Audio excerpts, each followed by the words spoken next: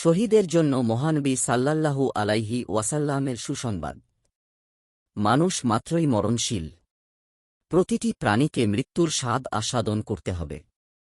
পবিত্র কোরআনে ইরশাদ হয়েছে, প্রতিটি প্রাণী মৃত্যুর স্বাদ গ্রহণ করবে। সূরা আলে ইমরান আয়াত ১৮৫। এই পরম সত্য সবাইকেই মেনে নিতে হবে। মুসলিম হোক অমুসলিম হোক, সবাইকেই দুনিয়ার মায়া ত্যাগ করে চলে যেতে হবে। কিন্তু যারা দুনিয়ায় থাকা অবস্থায় নিজের জীবন মৃত্যু সবকিছু আল্লাহর জন্য ওয়াকফ করে দেবে, তারাই সৌভাগ্যশীল। বরং ঈমানের নিদর্শন হল নিজের জীবন, মরণ সবকিছু আল্লাহর জন্য উৎসর্গ করা। পবিত্র কোরআনে ইরশাদ হয়েছে, বলো, আমার নামাজ, আমার সব ইবাদত, আমার জীবন, আমার মরণ সবকিছুই বিশ্বজগতের প্রতিপালক আল্লাহর জন্যই নিবেদিত। সূরা আনাম আয়াত ১৬২। আর আল্লাহ তাআলা মানুষের জীবন সম্পদ জান্নাতের বিনিময়ে কিনে নিয়েছেন। তিনি বলেছেন, নিশ্চয়ই আল্লাহ মুমিনদের থেকে তাদের জান ও মাল ক্রয় করে নিয়েছেন, এর বিনিময়ে যে তাদের জন্য রয়েছে জান্নাত। সূরা তাওবা আয়াত ১১১। অতএব যারা সব সময় আল্লাহর কাছে শাহাদাত লাভের আকাঙ্ক্ষা করবে, যাদের মৃত্যু শহীদী হবে, তাদের মৃত্যুর চেয়ে সৌভাগ্যের মৃত্যু আর কারও হতে পারে না। কারণ তারা ক্ষণস্থায়ী জীবন দিয়ে চিরস্থায়ী জান্নাতের মালিক হয়ে যায়। কাউকে অন্যায়ভাবে শহীদ করে দিলেই সে শেষ হয়ে যায় না, কেননা শহীদের মৃত্যু হয় না। মহান আল্লাহ তাদের মৃত বলতে নিষেধ করেছেন। পবিত্র কোরআনে মহান আল্লাহ বলেন, আর যারা আল্লাহর রাস্তায় নিহত হয়, তাদের মৃত বলো না, বরং তারা জীবিত, কিন্তু তোমরা বোঝো না। সূরা বাকারাহ আয়াত ১৫৪। পবিত্র কোরআনের এই আয়াতে আল্লাহর রাস্তায় জীবন দেওয়া ব্যক্তিদের বিশেষ মর্যাদার কথা উল্লেখ করা হয়েছে। প্রত্যেক মৃত ব্যক্তি কবরে বিশেষ ধরনের জীবন প্রাপ্ত হয়, এবং সে জীবনে তারা কবরের আযাব বা সওয়াব ভোগ করে থাকে। তবে সে জীবনের হাল হকিকত দুনিয়াবাসীর জন্য পুরোপুরি স্পষ্ট করা হয়নি। ইসলামে শহীদের অনন্য মর্যাদা। তবে যেসব লোক আল্লাহর রাস্তায় শহীদ হয়, তাদের মৃত্যুকে অন্যদের মৃত্যুর সমপর্যায়ভুক্ত মনে করতে নিষেধ করা হয়েছে। কেননা আখিরাত সফরের এই অধ্যায় অন্যান্য মৃতের তুলনায় ভিন্ন ও বিশেষ বৈশিষ্ট্যপূর্ণ। হাদিস শরীফে তাদের সে জীবনের কিছু চিত্রের ধারণা পাওয়া যায়।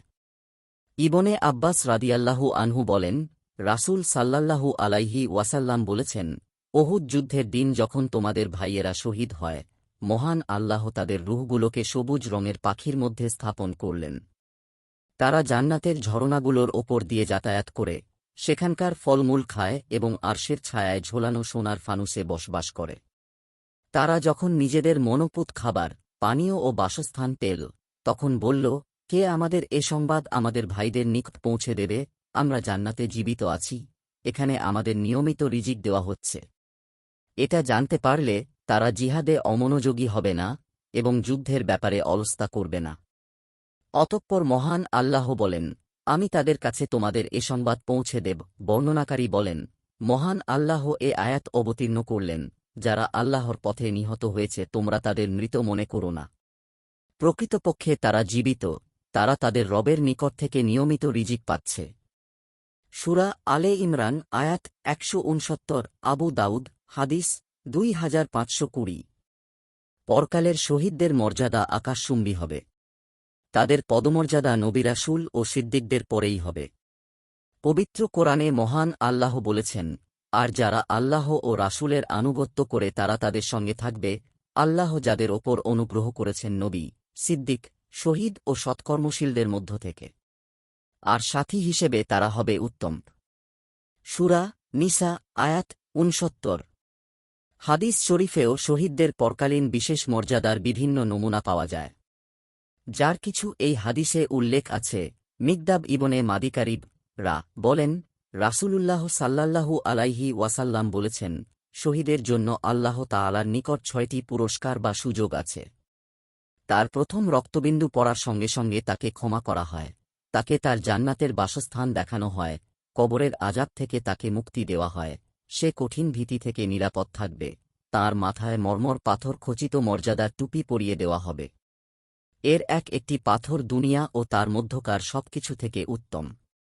তার সঙ্গে টানা টানা আয়াতলোচনা ৭২ জন জান্নাতি হুরকে বিয়ে দেওয়া হবে, এবং তার ৭০ জন নিত্যাত্মীয়ের জন্য তার সুপারিশ কবুল করা হবে।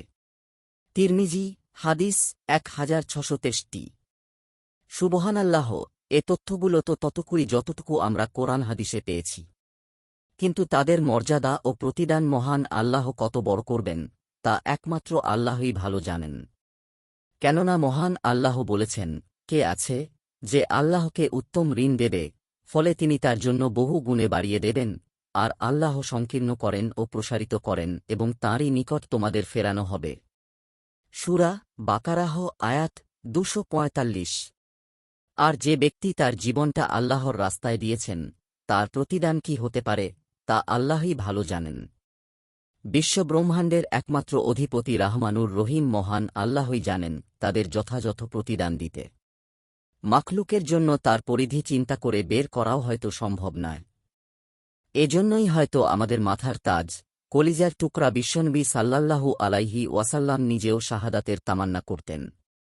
তিনি বলতেন, সেই সত্তার কসম, যার হাতে আমার প্রাণ, আমি পছন্দ করি আমাকে যেন আল্লাহর রাস্তায় শহীদ করা হয়, আবার জীবিত করা হয়, অতঃপর শহীদ করা হয়, আবার জীবিত করা হয়, পুনরায় শহীদ করা হয়, আবার জীবিত করা হয়, আবার শহীদ করা হয়।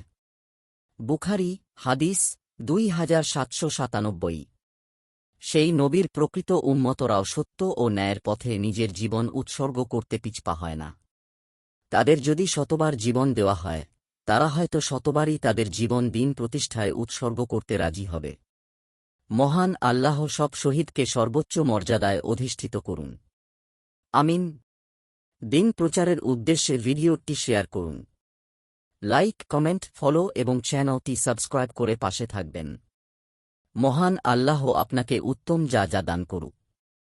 আমিন।